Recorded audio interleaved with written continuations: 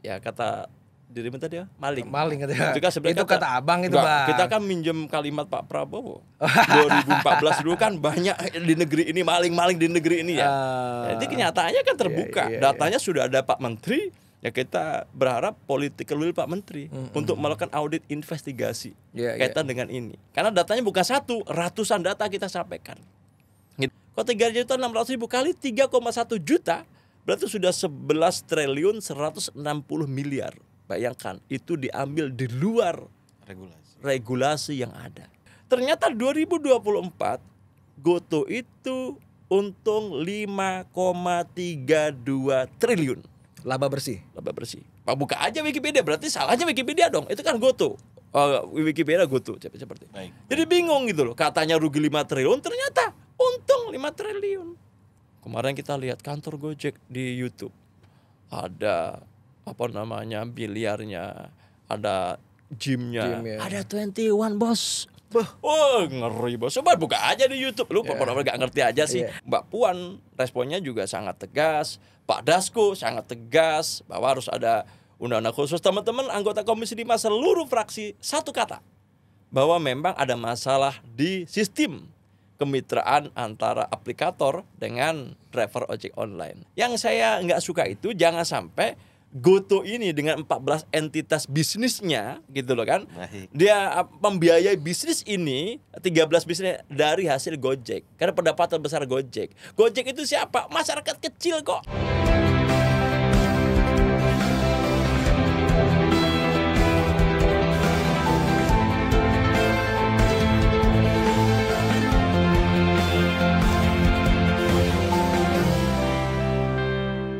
Welcome back to podcast Keadilan TV. Iya. Nah, Bro Rip, kita mau diskusi tentang apa nih? Secara mendalam. Tentang ojek online.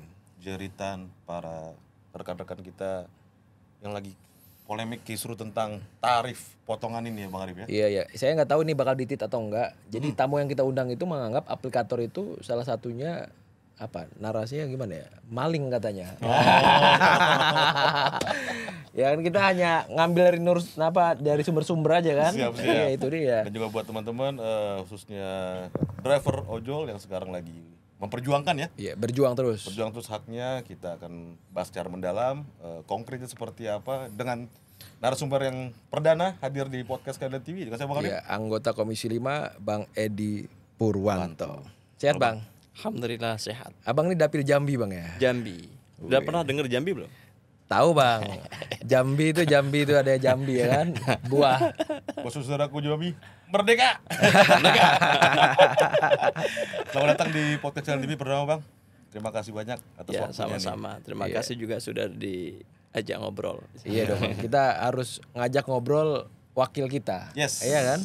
Karena mau nggak mau kan ini orang-orang Jambi kan semua ngeliat nih. Ya. Iya kan? Bukannya orang Jambi, Dan juga se-Indonesia secara kita lihat. nasional, Iya benar. dan tetap podcast itu sekarang menjadi corong ya. Betul. Corong kita bersuara untuk mengorek-ngorek, memcerdaskan kehidupan bangsa dan menginformasikan hal-hal yang baik. Iya. Dan juga buat masyarakat. Iya Bang, jadi tadi kan staf Abang itu ngontak aku Bang. Oh, Nah, dia bilang tuh. berani kali dia. Itu dia. Aku pun nggak tahu ya kan. Kami sebenarnya yang berani Bang. Bang, mohon izin kayaknya Bapak diundur waktunya. Pengen ada rapat katanya kan sama Menteri Perhubungan. Tadi kan kita jadwalkan jam 3 ya kan? Iya. Habis maghrib aja, habis sholat maghrib baru kita ngobrol Bang. Oh siap sih bilang kan. Kami tunggu Bang di TV Siap. Parlemen. Siap. Kok loading terus ya kan? Iya. Nggak jadi rupanya Bang. Nggak jadi ternyata. Oh nggak jadi. Karena Pak Menterinya berhalangan hadir. Beliau mendampingi Bapak Presiden dan Pak Menteri menugaskan Pak Wakil Menteri. Namun demikian tadi kita rapat internal Komisi 5. Ya. Jadi pandangan semua fraksi menganggap kalau Pak Wakil Menteri kami yakini tidak mampu mengambil keputusan strategis kaitan dengan ojek online. Maka atas dasar itu kami harus menghadirkan Pak Menteri. Artinya tadi nggak jadi rapat, Pak Menteri pulang, kita skor rapatnya sampai Pak Menteri ada waktu kita harus diskusi sama beliau karena leading sector ada Pak Menteri. Nah kita berdebatkan adalah peraturan Menteri dan Kepmen Hub itu sendiri yang kita akan diskusi jalan keluar kaitan dengan persoalan ojol di tanah air ini. Iya. Kenapa rupanya Bang Menteri? Dia belum mendampingin Pak Presiden. Sampai kapan nggak tahu. Belum tahu. Abang kan bentar lagi ada reses, Bang. Ya, tadi sudah ambil keputusan, nanti kita bersurat ke pimpinan. Ya. Kalau walaupun dalam kondisi reses, ketika hal-hal yang darurat dan pimpinan DPR, ada Mbak Puan, Pak Dasko dan sebagainya menyetujui, ya udah kita bisa kapanpun melaksanakan rapat dengan menteri. Menurut saya yakin dan percaya pimpinan DPR maupun Pak Prabowo memiliki komitmen yang sama untuk membantu rakyatnya, mensejahterakan rakyatnya, menjawab jerit tangis rakyatnya tadi seperti itu. Kami masih yakin itu. Dan kami juga izin menginformasikan waktu loading terus nggak jadi live itu, Bang. Kami baca komentar-komentarnya, Bang. Negatif kepada DPR, kurang disiplin nih katanya. Kok bisa jadwalnya udah ditetapkan nggak jadi? Gimana tanggapan? Ya bagi kita yang penting kan muara semua perjuangkan hasil. Ketika kita lakukan terus rapat dan tidak ada keputusan, menurut saya akan mubazir gitu. Nah, nanti kan itu yang pandangan teman-teman fraksi, maka ya sudah kita tunggu sampai menterinya yang hadir langsung. Karena memang sebelumnya kita juga sudah memberikan masukan-masukan kepada menteri, termasuk temuan-temuan DPR kaitan dengan kecurangan aplikator terhadap ojol itu sendiri, driver, di mana salah satunya adalah mengambil potongan melebihi batas atau ambang batas daripada Kemenhub 1001 2022 dan Permen 118 tahun 2018. Jadi dua, kalau itu yang Permen tadi ngatur roda 4, kalau Kepmen ini mengatur apa itu roda 2. Nah, seperti itu. Walaupun Kepmen itu sendiri revisi terhadap Kepmen 677 tahun 2022 yang awalnya potongannya 15% direvisi menjadi 15 plus 5, jadi 20% seperti itu. Ternyata dengan itu aplikator masih belum cukup. Dia melakukan aktivitas yang kita lihat inkonstitusional, yaitu mohon maaf ya kata dirimu tadi ya maling katanya. Itu kata abang itu, Bang. Kita kan minjem kalimat Pak Prabowo 2014 dulu kan banyak di negeri ini maling di negeri ini ya. Jadi kenyataannya kan terbuka, datanya sudah ada Pak Menteri. Ya kita berharap political will Pak Menteri untuk melakukan audit investigasi kaitan dengan ini. Karena datanya bukan satu, ratusan data kita sampaikan, gitu loh. Itu melalui DM kepada saya, ada DM di IG, kemudian ada di TikTok dan sebagainya. Kawan-kawan tak suruh merapikan. Ternyata ya ratusan data yang masuk kepada kita. Itu baru dari abang dong. Dari saya aja. Belum lagi Bang Adian, belum lagi Bang Sofan, belum lagi dari partai-partai lain juga mendapat masukan-masukan yang sama. Oh ternyata ini selama ini prakteknya seperti ini, tapi negara diam saja. Gitu loh. Saya juga awalnya nggak tahu gitu loh. Jadi ceritanya pada saat itu saya kan hobi naik angkutan umum lah ya. Naik angkutan umum bukan pencitraan ya. Memang hobinya dari dulu seperti ini itu. Ini gitu teladan ya kan? Enggak, bukan. Nanti pencitraan pula lu bilang. Jadi tanggal 9 bulan 2 itu saya dari Pondok Raji ke DPR. Ke DPR saya naik Gojek yang modelnya Lux itu. Tarifnya 194.000 sekian. Pada saat itu supirnya nanya ke saya, Pak, Bapak anggota ya? Saya bilang, kalau dibilang ya sombong kali kan? Oh enggak, apa itu Pak, saya stafnya anggota DPR RI. Oh gitu Pak, iya Pak. Bapak tadi mohon maaf berapa GoPay-nya? Saya bilang 194.000 sekian. Loh terus gimana? Saya cuma dapat 143.000. Oh saya hitung akhirnya 26% potongannya. Oh gitu. Pak tolong Pak sampaikan ke anggota Bapak katanya. Supaya ada sanksi dong Pak. Masa potongannya di atas 20% terus menyalahi aturan gitu loh. Nah itu pertama saya lontarkan ternyata banyak yang DM saya. Bahkan ada yang 47%, ada yang 52%. Ada 52%. Tagihannya 21.000 GoPay-nya. Mereka cuma dapat 9.000 sekian gitu. Nah, itu ada gitu loh. Nah, saya bukan sekali mengalami itu. Saya mengalami lagi itu, mohon maaf supaya nggak salah nanti digugat pula nanti. Itu dia. Saya sampaikan tanggal 16 bulan 3 2025 jam 16.00 saya ke DPR. GoPay-nya waktu itu 130.000, drivernya cuma dapat 97.000. Jadi itu 25,5% Kemudian tanggal 5 bulan 4 jam 7 pagi saya dari Pondok Raji ke bandara. Itu GoPay-nya 167.500, Depernya cuma nerima 121.000, setara dengan 27,7%. Artinya setelah hearing dengan DPR nggak berhenti gitu loh, masih aja jalan terus gitu loh. Ini yang terjadi, tapi loh kok nggak ada perubahan ya? Berarti kan mulut kami ini kan nggak berguna gitu, nggak dianggap gitu kan, dianggap cuman angin lalu aja omon-omon gitu lah kalau kata Pak Presiden. Ada kan jelek-jelek ini pejabat tinggi negara ini.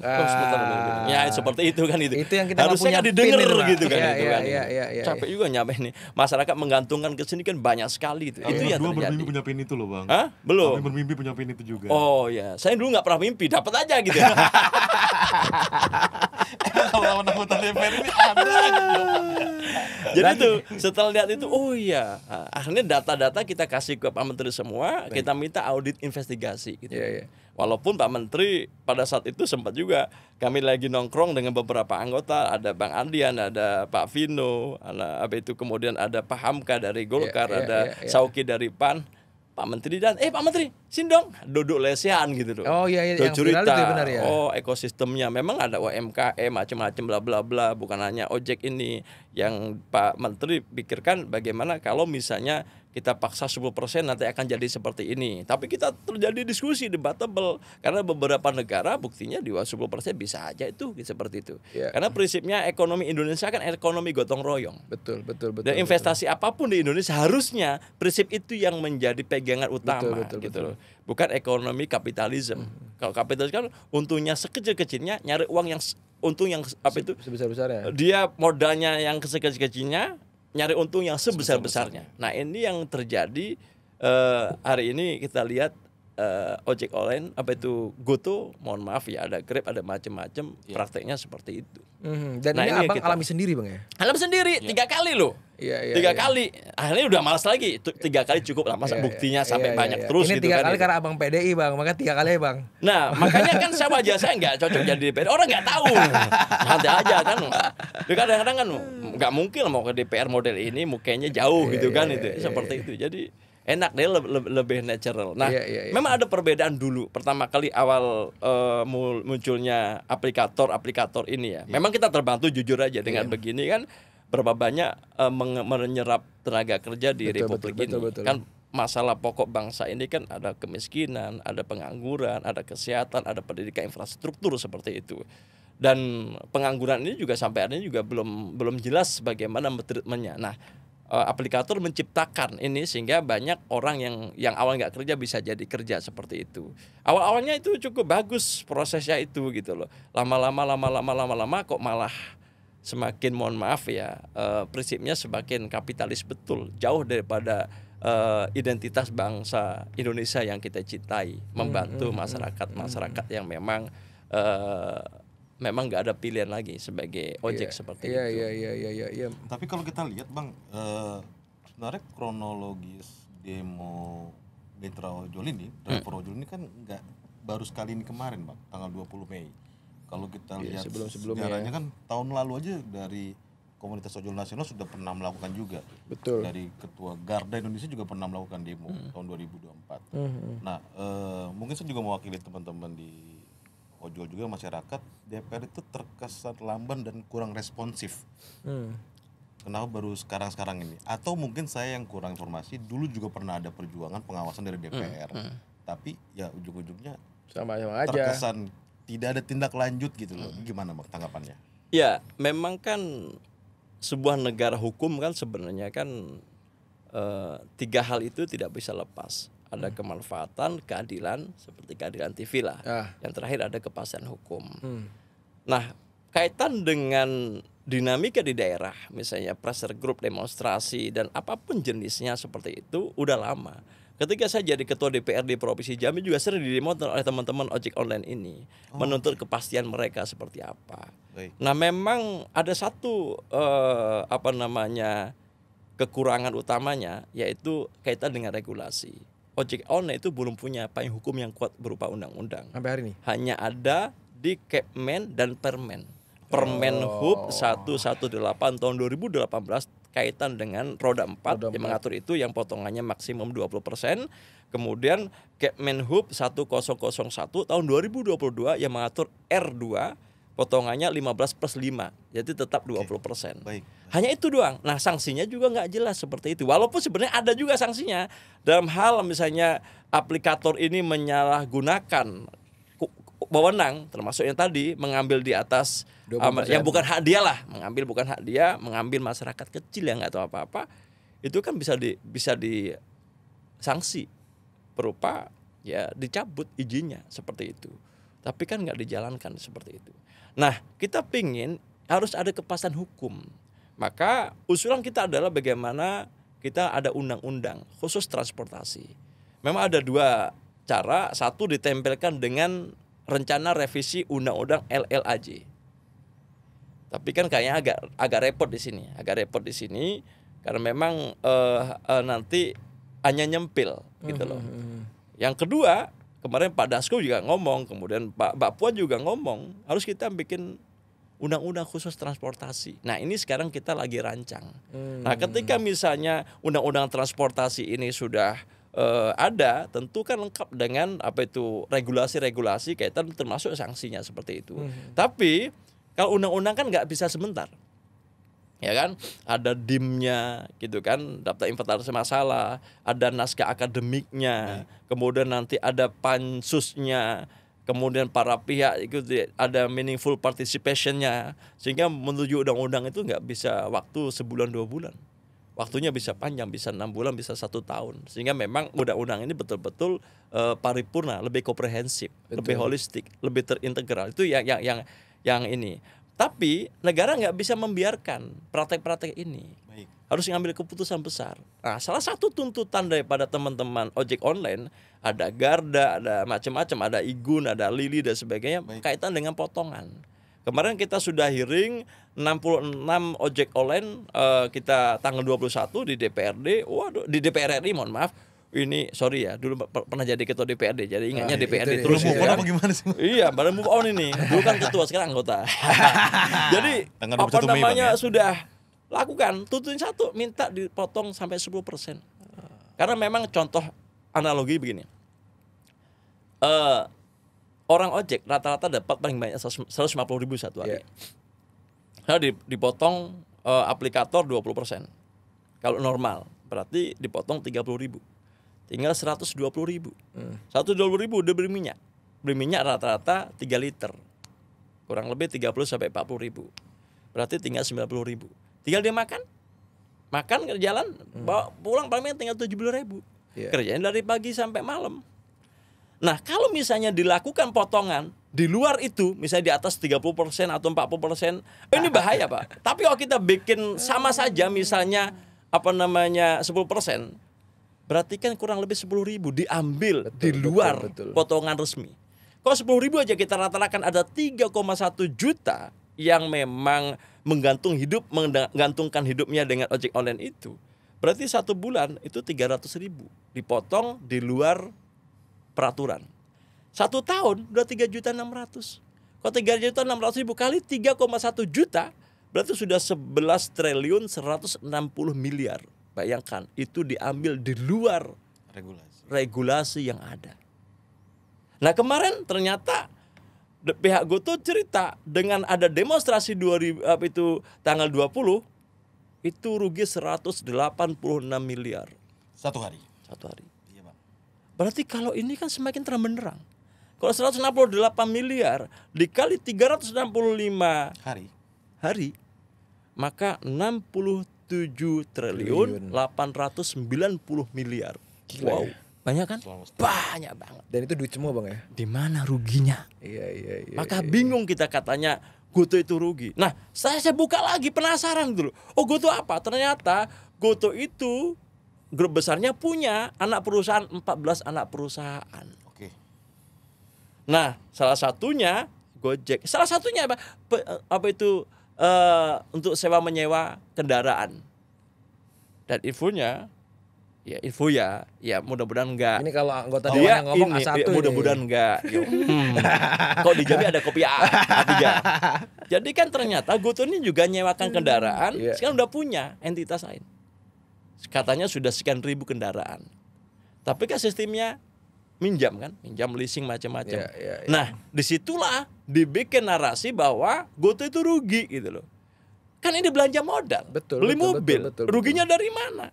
Nah, saya buka Wikipedia penasaran. Wikipedia itu ternyata 2024 GoTo itu untung 5,32 triliun. Laba bersih. Pak buka aja Wikipedia, berarti salahnya Wikipedia dong. Itu kan GoTo. Wikipedia GoTo seperti. Jadi bingung gitu loh. Katanya rugi 5 triliun, ternyata untung 5 triliun.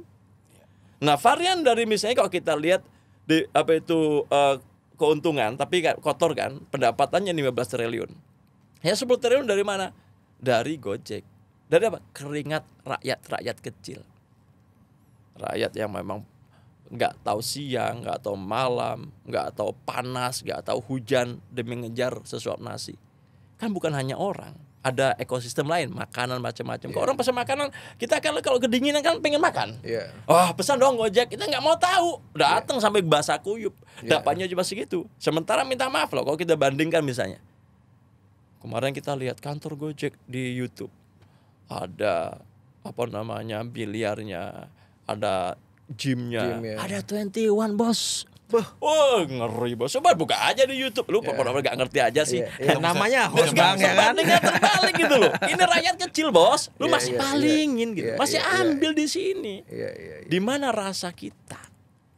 Ini yang kita sentuh itu. Tolonglah jangan berpikir kapitalis terus. Bangsa kita adalah gotong royong kok. Artinya abang pengen mengungkapkan bahwa dalam konteks ini sama sekali nggak ada keadilan di sana. Cuma ada di sini keadilannya. Ya keadilan kan kalau adigem hukum apa? Semakin kita tuntut keadilan, maka yang muncul ketidakadilan. Nah, ini kita takut. Tapi artinya, mohon maaf kita masa kalah. Sebagai sebuah bangsa, saya hormat kepada Pak Presiden, ketegasannya, komitmennya kepada rakyat. Dan saya yakin dan percaya seluruh anggota DPR punya komitmen yang sama, punya keinginan yang sama. Seluruh kementerian lembaga harusnya punya keinginan sama, komitmen yang sama. Ayo dong. Anggap dia saudara kita, yang punya istri, yang punya anak, anaknya pengen sekolah. Mohon maaf kalau kata teman-teman, untuk beli susu pun akhirnya uangnya nggak bisa karena uangnya dipotong lebih daripada 20%. Iya. Ini harus menjadi ini kita, gitu. Sense of responsibility, sense of crisis kita di sini sebenarnya. Oh iya ya kasihan mereka. Lah masa kita aja. Makanya Pak ngapa Bapak bicara ada kerja rodi? Kan bahasa saya kerja rodi gaya baru. Ya begini kita peras rakyat kecil tapi untuk keuntungan. Memang nggak terasa 10.000 tapi ada 3,1 juta orang yang di ini itu sistem ekonomi kapitalis. Nah harapan kita sudahlah nggak usah itu dulu. Kita kembali ke komitmen awal bahwa ojek online memang bantu masyarakat mitra seperti itu. Oke bang, coba ini agak dalam lagi nih. Abang ngomong kayak gini kan bukan tanpa konsekuensi bang. Artinya dengan tadi misalkan bahwa GoTo ini besar, Gojek ini besar, kan bukan orang-orang sembarang nih bisa besar seperti ini bang. Yang ada di dalam. Abang ngomong tadi misalkan kata Pak Prabowo ya kan meminjam kata Pak Prabowo ada maling. Abang nggak takut tuh bang? Loh. Dengan segala konsekuensinya tentunya ya maksudnya. DPR itu kan parlemen. Parlemen itu kan asal katanya parle. Parle itu bicara. Di situ makanya kita punya hak imunitas bicara, menyampaikan sebuah kebenaran. Makanya kalau memang salah dituntut aja. Biasanya Wikipedianya nanti buka aja nanti. Udah saya screenshot kalau ada salah di situ gitu loh. Nah itu jadi. Menurut saya sih karena memang tuntutan dari mereka.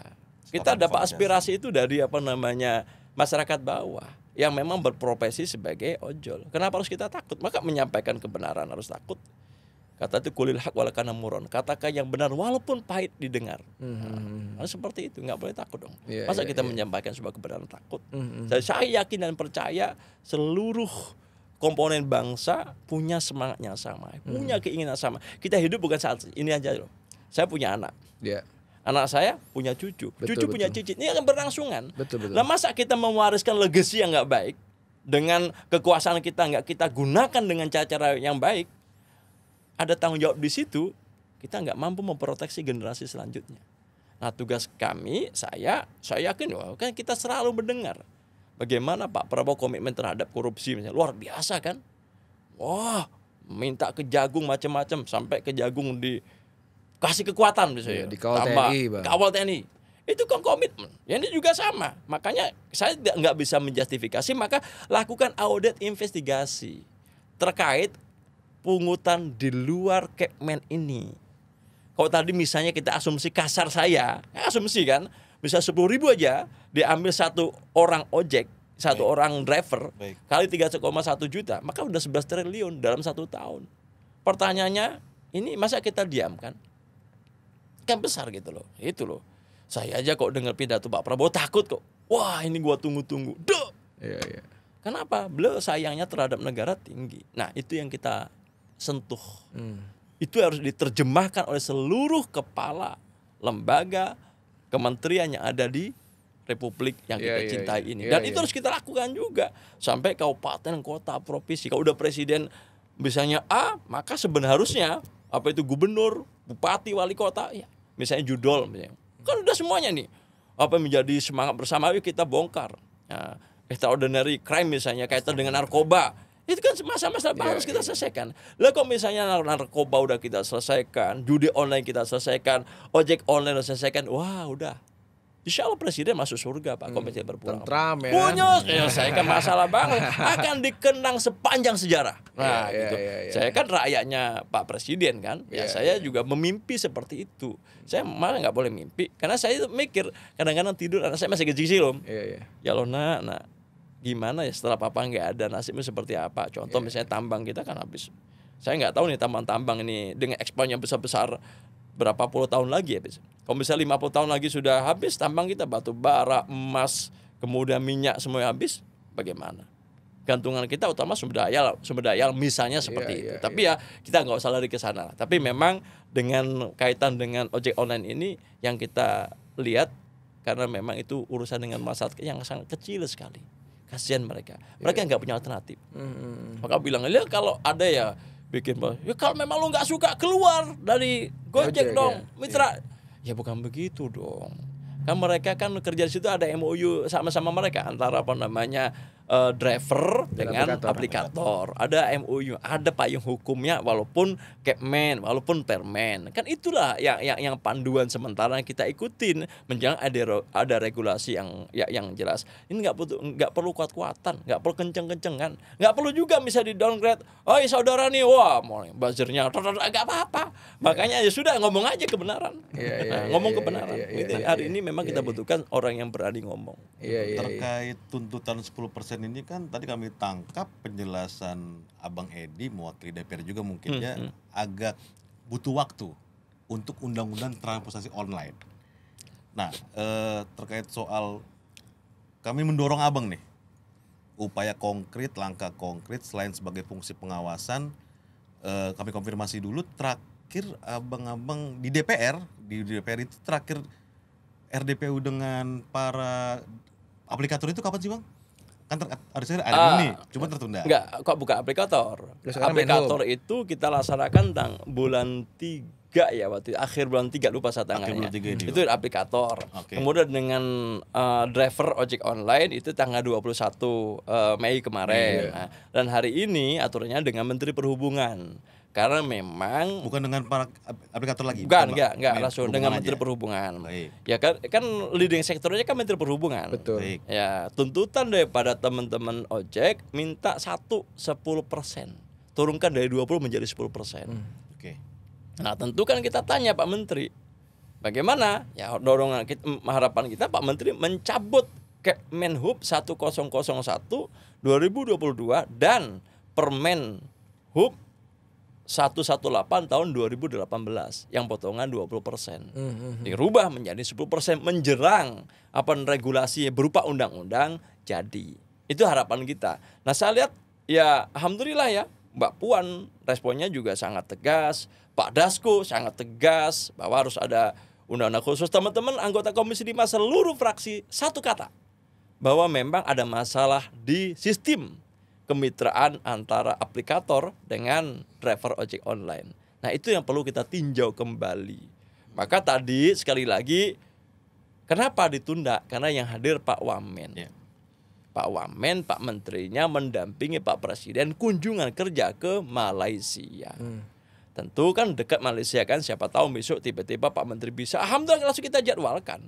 Walaupun masa reses kita sudah bersurat hari ini Komisi 5 ke pimpinan. Dalam hal misalnya betul sudah bersedia, kita bikin rapat RDP dengan Menteri kaitan dengan ojek online. Kasihan kemarin demonya kan ngeri banget. Banyak semua kota melakukan pressure group kaitan dengan tuntutan itu seperti itu. Nah, menunggu jadwal terbaru dengan pihak Menhub, kami minta tanggapannya. Kami kutip dari Antara News, Presiden Gojek Catherine Hindra Suyatno Cahyo dalam pertemuan bersama Menhub Budi Purwagandi beberapa waktu lalu menanggapi permintaan mitra pengemudi terkait pengurangan potongan komisi menjadi 10%. Dia menilai justru berisiko menurunkan pendapatan total atau take home pay mitra secara keseluruhan. Saya lanjut ya Bang biar kita jelas kepada teman-teman. Menurutnya, meski potongan 10% terlihat meningkatkan pendapatan per transaksi, jumlah transaksi justru berpotensi turun signifikan sehingga berdampak lebih besar terhadap penurunan total pendapatan yang diterima mitra setiap harinya. Gimana tanggapan Bang Edi? Atau saya tambahi, ini merupakan ancaman atau informasi. Itu dia. Nah, ekosistem bisnis ini itu nggak mungkin putus, Pak. Saya butuh Gojek untuk transportasi, betul. plus juga untuk makanan misalnya. Kemudian untuk kirim barang, itu nggak bakal putus. Karena itu sudah menjadi kebutuhan, sudah kebiasaan kita. Betul. Itu ekosistemnya sudah jalan gitu. Jadi menurut saya sih kajiannya harus komprehensif. Ya silakan ayo dong kita duduk bareng aplikator. Waktu itu Pak Menteri mau memfasilitasi untuk FGD antar aplikator, kemudian kita DPR, kemudian Pak Menteri dengan ojek online drivernya plus mungkin pakar ekonomi. Kita kaji dong gitu loh. Makanya ketika kajiannya komprehensif, menyeluruh, dalam, baru kita ambil kesimpulan gitu loh. Baik. Yang misalnya memang Bu Presiden Gojek menceritakan 20% itu untuk biaya promosi, untuk biaya pelayanan macam-macam yang diterima teknologi macam-macam. Nah kita cek dong gitu loh. Ternyata misalnya kan kita pelajari itu.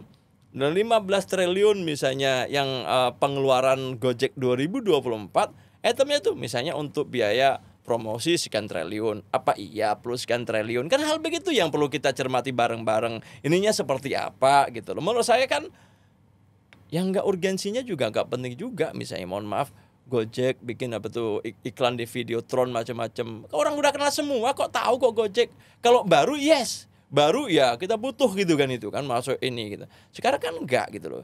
Yang saya nggak suka itu jangan sampai Goto ini dengan 14 entitas bisnisnya gitu loh kan. Baik. Dia membiayai bisnis ini 13 bisnis dari hasil Gojek. Karena pendapatan besar Gojek. Gojek itu siapa? Masyarakat kecil kok. Terutama motor. Abang melihat dugaan seperti itu? Ya, saya analisa begitu. Bisa salah kan? Nah, kita berdiskusi dong. Ayo, diskusimu mana, ini mana? Kamu punya data, aku punya data gitu loh. Ini kenapa datanya kok bisa di atas 20%? Ini kesalahan manajemen atau apa? Kok kesalahan sistem? Masa cuman mungkin kesalahan sistem mungkin cuma 1-2 case. Ini kan banyak. Ratusan data ini gimana kok jadi seperti ini? Gitu loh. Kan kita debat, kita duduk kan. Nah, baru dilakukan itu dan bisa saja mohon maaf dari Barreskrim ngecek dong aplikator selama 1 tahun. Kan kelihatan tuh sistem. Berapa kali dia ngambil di atas 20%. Dulu minta maaf ya. Saya tuh seneng sebenarnya waktu itu ketika Pak Presiden, kawan-kawan ojek online menghadap Presiden, ada Menaker, Pak Bang Noel kan cerita bahwa ada bonus hari raya. BHR. Oh, pikiran saya, bonus hari raya itu diambil dari potongan Gojek yang melebihi di atas 20%. Hari ini saya dipotong 26%, sekali transaksi 27%, 30%. Oh kan, diakumulasikan selama 1 tahun gitu loh. Misalnya 1 orang motor itu ternyata 3.600.000 diambil dalam 1 tahun. Balikin dong, ini loh bonus hari rayamu yang gua ambil melebihi 20%. Itu apa? Ganti ban kek, gitu, servis motor kek, seperti itu. Saya sempat tanya loh, akhirnya dengan ojek, ini mau nggak mau gitu. Mas, ini motor kamu ini kira-kira tahan berapa lama? Pak, untuk ojek ini maksimum 3 tahun, Pak. 3 tahun mesinnya pasti nggak kuat lagi, Pak. Pasti udah bermasalah. Pertanyaannya, sampean kira-kira kalau misalnya 3 tahun ini sanggup nggak beli motor lagi? Enggak, Pak. Pasti kredit lagi. Jadi itu terus kredit terus gitu. Enggak merdeka. Loh, terus bagaimana rumahmu? Ya, Pak, saya mohon maaf, Pak, kos, Pak. Saya cek kosnya. Waduh, kasihan kosnya, Pak. Bapak datangi kosnya? Bisa datengin diam-diam. Top, ayo kita ini. Dia kan ngojek. Kosnya udah, aku pengen kosmu ya. Oh iya, Pak, enggak. Nyampe dulu kosmu. Sedih, Pak. Berapa ini? 350.000. Apa kasurnya tipis yang kumel-kumel gitu. Namanya ya kalau 350.000 dia. Ya gimana lagi? Ini dapatnya apa? Istrimu mana? Lagi mohon maaf cari apa? Yang kalau botol apa? Iya, mulung. Ya, pemulung ya. Iya. Mulung itu ya seperti itu. Itulah kehidupan kenyataan.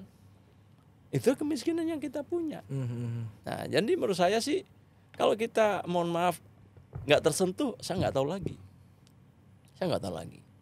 Bahwa sekali lagi kita tidak pengen, mohon maaf lah, sistem begini loh, bahwa perusahaan pengen untung yes, tapi mitranya juga harus punya kesejahteraan. Yes. Itulah mutualisme. Iya. Kan siklusnya begitu loh. Iya.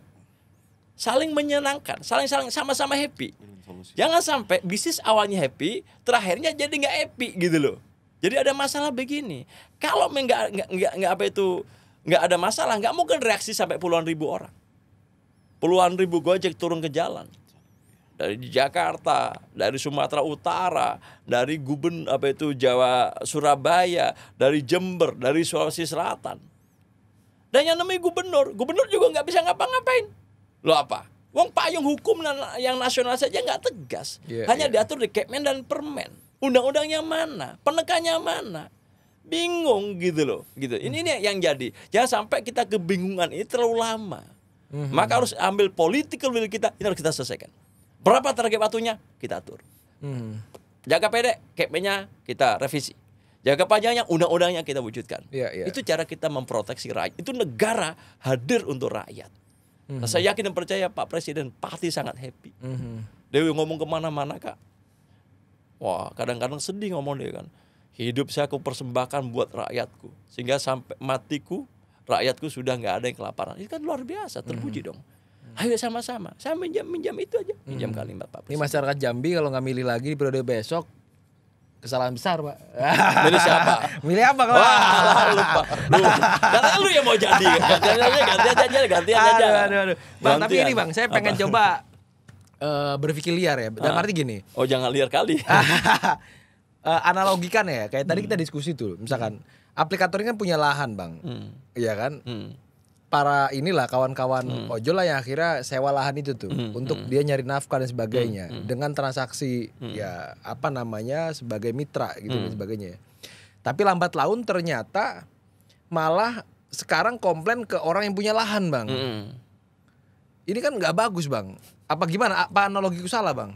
Jadi kan itulah ada yang salah. Yang salah siapa? Tentu para pihak harus duduk bareng. Dilakukan apa? Audit investigasi menyeluruh. Di mana missingnya ini? Gitu loh. Kan aplikator merasa tadi ya punya lahan betul. Lahan. Oh, kau kerja karena saya ciptakan aplikasi ini. Gitu loh. Kan kamu yang pengen jadi mitra saya, bukan saya pengen ini. Tapi satu sisi kan buka lowongan terus kan? Apa itu Goto ini kan? Oh, silakan buka lowongan dengan promosi supaya orang masuk ke dalam seperti itu. Tapi jangan lupa gitu loh. Alhamdulillah saya juga membaca Muhammadiyah sudah punya aplikasi. NU juga sudah punya aplikasi. Dan saya yakin kalau dua ormas besar ini Muhammadiyah maupun NU dananya kuat, Pak. Dan saya yakin dan percaya apalagi kalau Muhammadiyah kan lebih ke dakwahnya. Nah, siapa tahu dia mempelopori di bawah 10%. Ya monggo, seneng. Ayo kita support gitu loh. Oke Goto, kalau kamu misalnya nggak sanggup, ini NU Muhammadiyah sanggup loh. Ayo kita sama-sama apa itu dorong ini gitu. Bila perlu kita iuran, kita besarkan ini Muhammadiyah ini, ayo. Apa itu punya anak bangsa sendiri. Jelas kok. Dia nggak mungkin mengkhianati umatnya. Yang terbesar kan sini NU Muhammadiyah. Nanti mungkin PGI macam-macam silakan bikin gitu loh. Untuk apa itu bukan monopoli Iya, untuk iya. membantu ekonomi rakyat. Iya, Karena iya. ini melibatkan Jutaan orang, manusia di 3,1 juta. Kalau ada istrinya, anaknya 2 saja atau 3, 4 orang saja keluarga, udah 12 juta orang. Kalau misalnya 20 juta orang, 15 juta sampai 20 juta yang kita bisa selamatkan dari ini. Bayangkan, kita lebih hebat daripada Elon Musk loh. Iya, Elon Musk benar. punya duit, mana punya karyawan sampai Iya, menyelamatkan jutaan orang, enggak.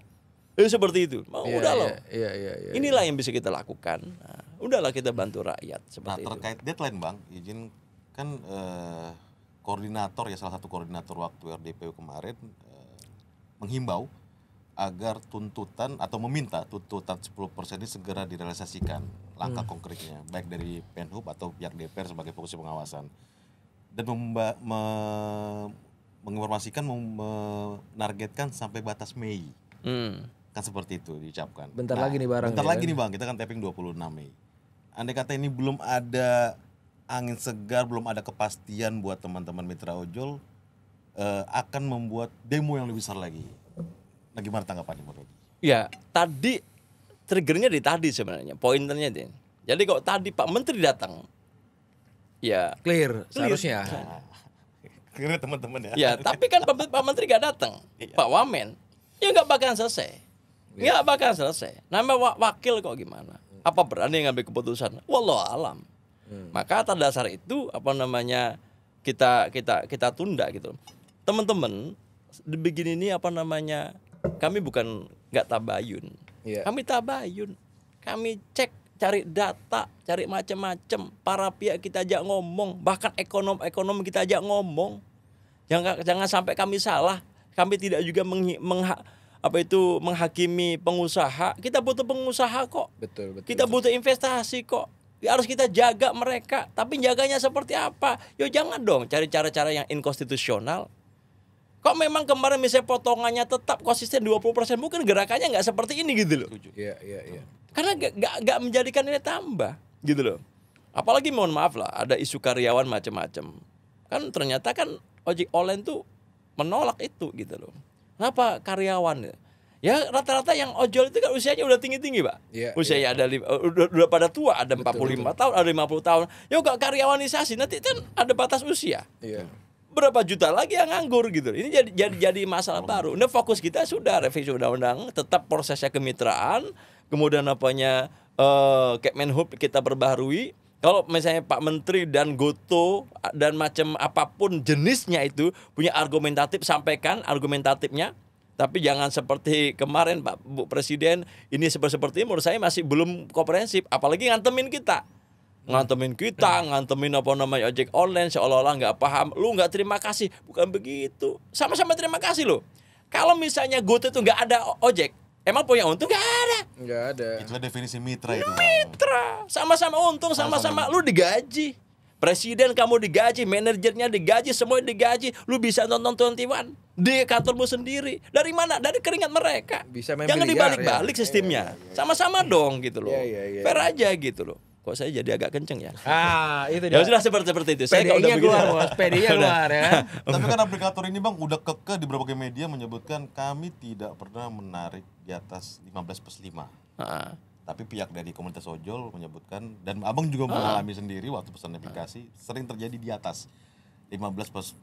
Dan yang menjadi tuntutan mitra-mitra ojol kan tidak mengikuti regulasi KP 1001 tadi. Andai kata nanti ada tindak lanjut, audit atau seperti apa, investigatif, terus duduk bersama buka data, berarti ada potensi pidananya dong Bang, buat para aplikator ini. Ya kalau dari Kemen kan memang izinnya dicabut. Izin dicabut. Kan itu. Memang sanksi pidananya kan belum muncul. Tetapi misalnya ketika terang-terang, misalnya udah sistemik, kemudian menurut saya bisa saja ranah ke pidana. Bisa, itu sengaja mengambil hak yang bukan hak dia. Yang bukan hak mereka. Opsinya dua, satu kembalikan ke apa itu regulasi. selama ini diambil, yang misalnya itu kembali orang mereka, ya udah gitu. Alasan untuk mungkin memperbaiki motornya atau beli motornya, mungkin memperbaiki mobilnya, ganti oli, ganti ban, ya udah. Itu perdatanya, administrasinya, kemudian pidananya bisa saja. Kalau memang sengaja, gitu loh. Nah ini yang harus kita lakukan audit investigasi gitu loh. Dan kita akan diskusi bareng-bareng. Udah dengan kepala dingin ngobrol. Ayo GoTo begini loh. Tet gitu loh. Pak, kami rugi, Pak. Kami punya 14 bisnis entitas. Pertanyaannya, satu sama lain, ini sumber dananya dari mana? Gitu loh. Kan juga audit juga fair dong. Yang untuk Gojek untung nggak, kan itu harus kita fair gitu loh. Biar clear. Kok benar sendiri-sendiri, jangan masuk apa itu holding. Kalau masuk di holding ya susah. Akhirnya di mana ya? Paling enak yang gunakan apa itu abang kita, om lu, abang lu, opungmu. Ada juga opung yang apa nih masih ojek udah tua-tua udah batu udah mengharapkan untuk makan doang. Nah, untuk makan aja kadang-kadang nggak, agak sulit seperti itu. Bang, ada nggak curhatan dari ojol itu, misalkan ojol mengalami laka lantas, terus GoTo bertanggung jawab atau Gojek bertanggung jawab, ada nggak cerita itu Bang? Ada. Faktanya apa itu? Yang harapan mereka sebenarnya kan di regulasi 1001 KP 1001 2002 kan itu jelas. 15% untuk potongan itu, 5% dikembalikan ke itu. Faktanya nggak seperti itu. Faktanya nggak seperti itu. Karena kita tahu munculnya dulu. Kita termasuk orang yang membantu bagaimana aplikator diterima oleh masyarakat. Dulu muncul pertama kan sering berantem sama ojek pangkalan. Iya. Kita yang pejabat-pejabat daerah ya, yang memberesin, dutengi ngobrol, jangan kejar-kejaran. Ada yang apa itu ditikam, ada yang digebuk. Ada bakar pangkalan, habis itu rame-rame masuk ke sana gitu loh. Apa itu saling serang. Itu kan kita selesaikan daerah itu. Sehingga ini diterima, semuanya menyadari bisa jadi bisnis seperti itu. Nah ini, tapi kan apa namanya, menurut saya ya susah kita ngomongnya. Iya. Susah kita ngomong. Sejarahnya. Ya sejarahnya, udah seperti udah besar seperti ini, kok merasa rugi terus. Ya juga cek dulu sistem penggajiannya seperti apa gitu loh. Masa apa itu yang mereka kerjanya udah nyaman, gajinya besar, yang bawa untuk menghidupi hari-hari juga susah. Mohon maaf, ganti jaketnya saja kadang-kadang apa namanya nggak sanggup. Karena apa? Jaketnya harus beli. Ya. Harusnya sudah lah, kasihlah bonus itu. Setiap sekian bulan kasih jaket yang baru supaya nggak apek baunya seperti itu. Yang bilangnya gimana? Mau dicuci gimana? Dia belinya satu jaket ya 350.000 atau berapa itu? Mau beli dua ya belum tentu mampu. Satu itulah. Kadang-kadang entah kapan nyucinya nggak tahu. Ya bukan hanya konsumennya yang bau, tapi kan yang pakai juga gak nyaman. Bisa kena kurap, kuda macem-macem, kuman-kuman gitu. Nah hal begini kadang-kadang gak diperhatikan, kecil. Jadi saya berharap komprehensif lah, kesehatannya juga disiapkan, keselamatannya juga disiapkan, social safety net-nya juga nanti dipertimbangkan. Kalau ada persoalan-persoalan apa namanya jaminan sakit juga responnya cepat. Sekarang kan masih debatable. Iya. Ada yang menyatakan nggak jelas Pak, asuransinya juga nggak jelas, raka nggak jelas. Tapi saya belum mendalami ke sana. Nanti hoax pula, saya nggak mau hoax itu. Nanti kita dalamin. Tapi Bang, minta izin tolong dipercepat lah itu undang-undang transportasi online. Atau saya maunya kok bisa malam ini. Dipercepat. Kok bisa malam keputusan gitu loh. Udah langsung putusin malam jam 12.00 tak udah selesai. Sama undang-undang perlindungan pekerja digital mungkin ya. Karena saya yakin jutaan mitra saudara kita ojol ini sangat mengharapkan dari DPR peran sertanya untuk segera jelas kepastian hukumnya. Saya maunya tadi tuh Pak Menteri datang, kita rapat, udah kita kurang puas, panggil aplikatornya, panggil ahli ekonominya.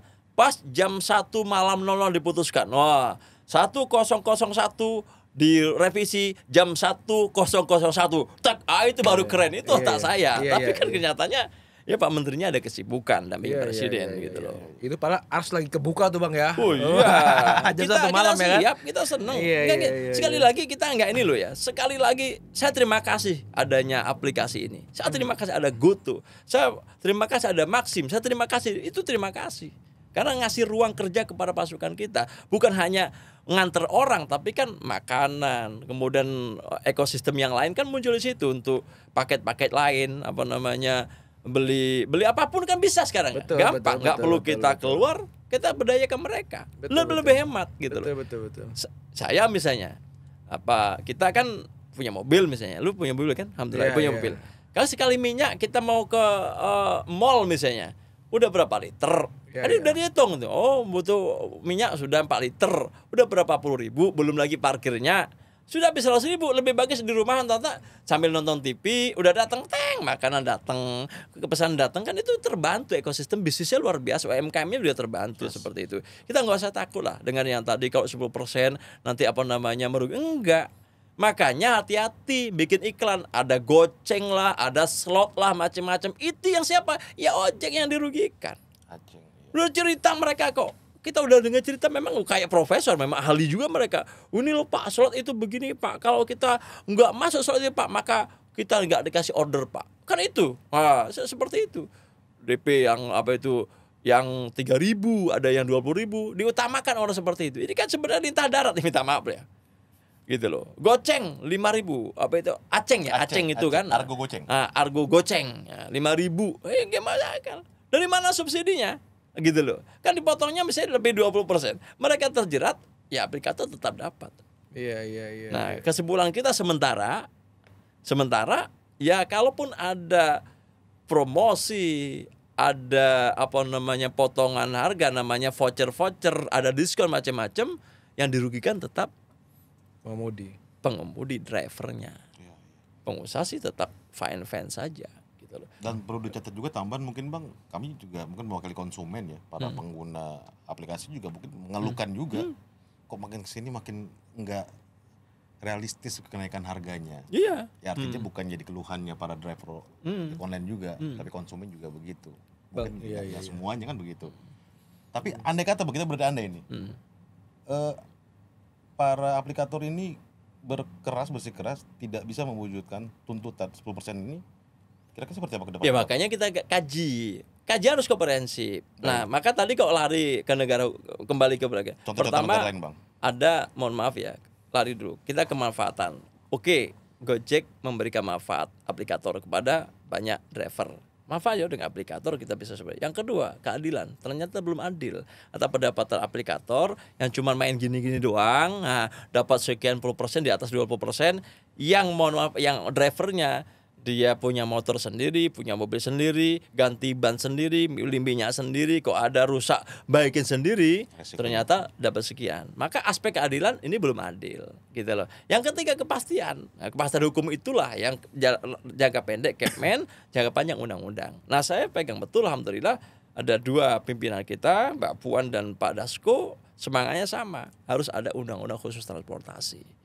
Dan saya yakin dua tokoh besar ini punya komitmen yang besar terhadap Republik yang kita cintai, ditambah Pak Presiden. Kita siapa? Nah, kalau bisa secepatnya. Oh, terima kasih. Janji Mei tadi harusnya kita wujudkan dong. Kan untuk tutup mereka. Ini sudah tanggal 26. Ya tinggal deadline-nya kan tinggal berapa hari lagi. Nah, mudah-mudahan Pak Menteri mendengar ini.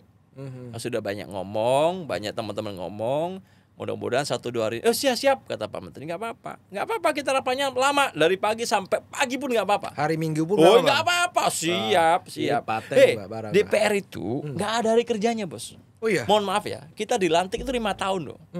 Periodisasi dari periode 2024-2029. Jadi nggak ada jam kerja DPR itu dari jam 8, nggak ada. Iya juga ya. 24 jam. Makanya saya waktu jadi ketua DPR Polres Jambi, itu namanya sering paripurna hari Minggu, hari Sabtu, nggak masalah. Termasuk reses itu kerja juga Bang? Ya kerja dong. Kunjungan. Harus sebagai kunjungan. Ya dapil. Itu kan menyerah aspirasi. Saya kalau kunjungan kan lihat itu. Ketemu dengan Gojek, ketemu dengan petani, ketemu dengan buruh, ketemu dengan nelayan. Nah, makanya ada satu hal yang saya agak miris itu. Buruh, tani, nelayan, pekerja-pekerja lain itu saya belum menemukan mati karena kelaparan. Gojek, kok dibiarkan lama-lama banyak yang mati karena kelaparan. Pekerjaan, gak ada pilihan lain gitu loh. Maka miris itu. Kerja 20 lebih jam kerja biasa normal, bisa dari pagi dia udah keluar dari jam 4 subuh sampai malamnya ya sampai jam 8 malam. 4 subuh itu bisa 12-13 jam, dia bisa 15 jam kerja, dapatnya cuma segitu, nggak cukup untuk memenuhi kebutuhan. Ya, negara juga belum siap untuk memberikan itu. Tenaga kerja juga belum kita siapkan. Kok boleh lari lagi ke belakang, ternyata yang driver ini, ojol ini banyak juga mahasiswa, banyak juga sarjana, bahkan ada yang S2, nggak tahu kerja apa. nggak ada pilihan, no choice. Hanya ini yang dia kerjakan. Nah itu kan kalau bisa kita lari, berarti sistem pendidikan kita ini snowball nih Pak. Iya, Gitu benar. Kan bingung, rata-rata kita aja lah, dulu waktu tamat S1, pusing kan mau kerja apa? Pusing Pak. Pusing Pak, mau kerja apa? Ahli kagak? Gitu loh. Maka sistem pendidikan kita juga harus kita tinjau. Betul. Kalau kita nih, mohon maaf lah, S1 pelajarannya apa itu seabrek-abrek, SKS-nya banyak sekali. Dan setengah-setengah semua, cuma paling-paling satu pelajaran 4 SKS, yang bisa ngapain gitu loh. Artinya sistem pendidikan baik, SD SMP bolehlah pengetahuan dasar. SMA udah nggak bisa. SMA itu cuma 3 pokok. Satu adalah moral, adat istiadat kaitan dengan identitas bangsa kita. Yang kedua kaitan dengan bahasa, mau nggak mau. Yang ketiga keahlian. Identifikasi dari mana? SD SMP.